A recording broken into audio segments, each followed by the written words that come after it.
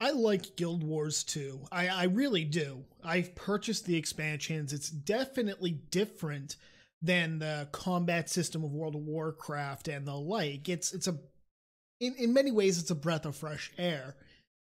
And Guild Wars 2 has had its share of PR nightmares, such as the Criparian incident, where a bunch of people, including Crip, were banned for essentially abusing a mechanic that wasn't intended, but they were able to essentially make money by exploiting the RMT store for all intents and purposes, the microtransaction store and the like.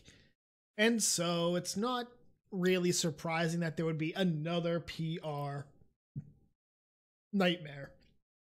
Now, when I started recording this video, a couple of things happened that I'll get into after. Mainly, one thing in particular happened that I'm going to end this with and say, hey, good to go. This is Jessica Price, one of the writers, one of the narrators, I guess you could say, for Guild Wars 2. This is an imgur of a tweet she made. This was after an AMA, a Reddit Ask Me Anything on the Guild Wars subreddit. Jessica Price writes, like the next rando asshat who attempts to explain the concept of branching dialogue to me as if, you know, having worked in game narrative for a fucking decade, I have never heard of it, is getting insta-blocked. PSA. Well, let's go over to Jessica Price's Twitter.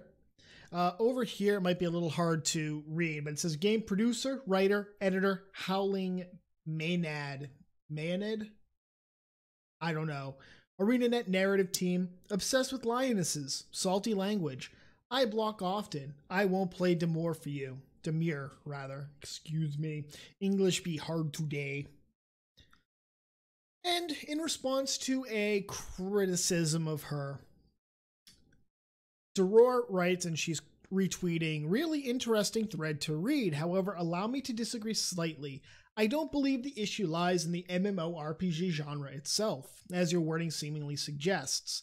I believe the issue lies in the constraints of the Living Stories narrative design. Now, that's what she quoted. Her response, today, in being a female game dev, allow me, a person who does not work with you, explain to you how you do your job. Now, this has absolutely nothing. This entire thing had nothing to do with gender. Nothing. But a lot of these people, and a lot of these people who like to say I block often, are willing and able to play the victim. Jessica Price says, since I spent all kinds of time saying it on a Reddit AMA, and I haven't talked about actual game dev on Twitter in a while, here's a thread about writing for the PC character in an MMO. The dirty secret is I'm not sure if it's possible to make an MMORPG or CRPG character compelling because people have different expectations about what that character will be as opposed to a pre-designed character in a single-player game. She's right. Okay, she's absolutely right. It's easier for me as a role player to determine what I want my character to do, what I want their attitude to be and the like. She's got a point, and I'm not denying that. But Doror, who is a content creator for Guild Wars 2, he does videos, guides, etc., has a point as well. It's not necessarily the MMORPG genre itself. It's the living story narrative. World of Warcraft has the exact same issue. Elder Scrolls Online has it. It's no one's real fault. It's the complexity of having to get your character and trying to make the player character pretty much uniform. It sucks. We can't have really the diversity and the complexity that we would want in our characters. It's very difficult. It's not to say it can't be done, but in a single-player game like Skyrim or Fable, it's a lot easier than in an MMORPG. Now, she made this about gender, and it wasn't about that. It was saying, look, I disagree, here's why.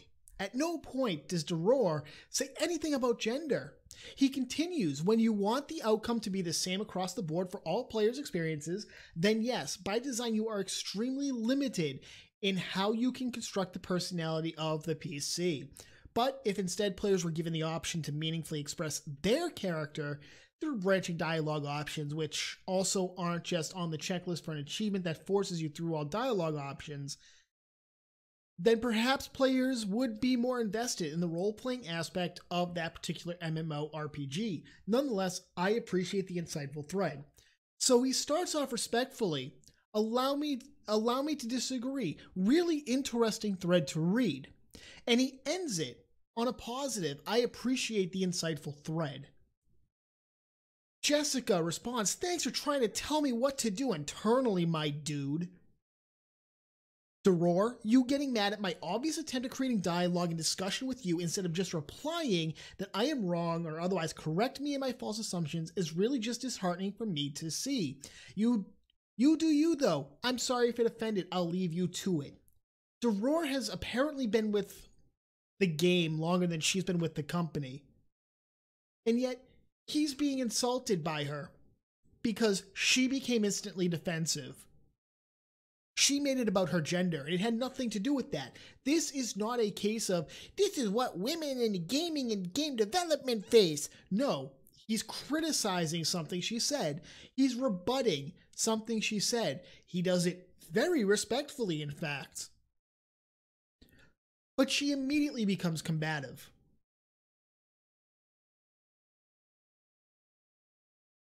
I'm going to look at what some of the people say. You know, I agree with her though. She didn't ask for your opinion, and you came to her personal Twitter to unnecessarily dump your opinion onto her and tell her how her job should be done. Do I go to your Twitter and tell you how to correctly make YouTube videos? Well, when you use your personal Twitter to talk about your professional life or what you do, guess what? You're going to have people come to you and say, you know, I don't agree with this. Here's why. You're going to get criticism. If you cannot be professional in the face of criticism, then guess what? You have no reason to be on any kind of account necessarily attributed to your professional reputation. This is why a lot of companies actually say, don't put your profession in your personal Twitter. Don't say who you work for, because a lot of people mistake that for an endorsement by the company. WotC doesn't say it, obviously.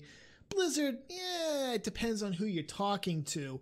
But a lot of these Blizzard developers and a lot of even ZeniMax and Bethesda developers are very professional when facing criticism. Oddly enough, it seems that when, and this is going to be the misogynistic, sexist side of me coming out, it seems that women especially seem to become very combative when somebody comes and says, hold on, I don't agree with this position, let me explain why. Whether it's Jen from Studio Wildcard, who blocks the minute you say, what about this? As she did with me. Whether it's Jessica here, who admits she blocks very easily.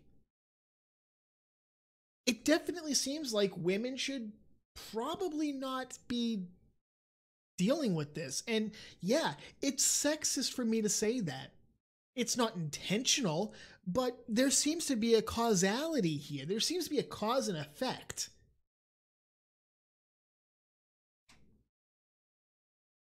I don't know. Maybe I'm the asshole for saying it, but Doror here does not come off as the bad guy. He makes it very clear and very professional and very respectful that he doesn't agree. Jessica's the one in the wrong. Not that it matters at this point. Now we can go over to the subreddit itself and you can see how some people are responding. It becomes a meme essentially. 10-Ton Hammer's writing about it. Kotaku, Polygon. You know, the memes are coming out of it.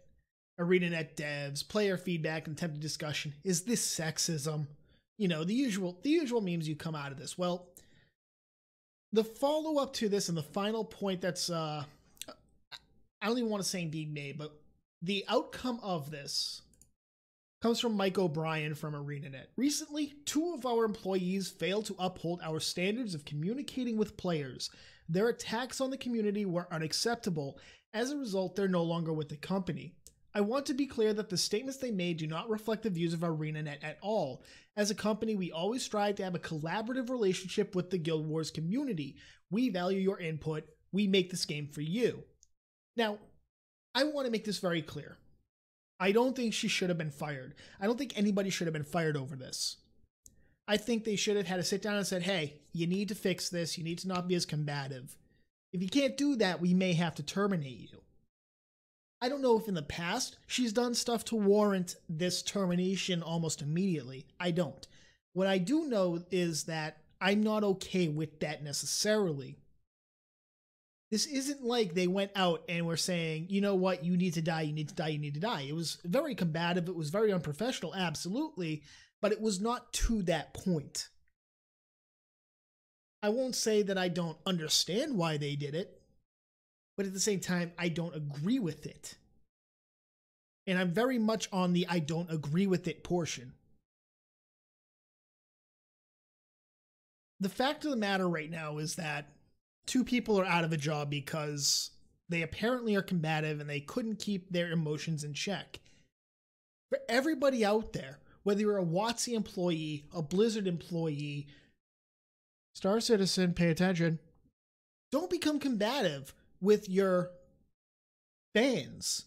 And especially don't become combative with content creators. The content creators who have stuck through the game for years, who have made videos, guides, etc.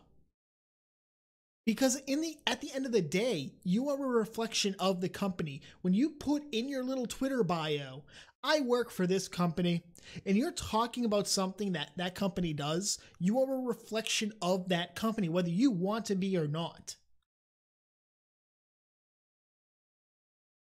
I hope that they can find a job at this point. I'm not sure if they can, because this is going to become probably the first thing these people look up.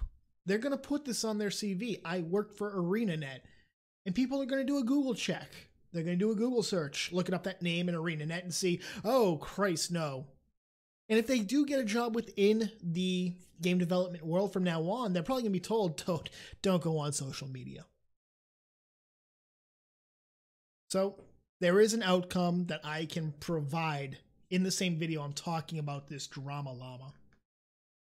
Once again, I don't support firing them.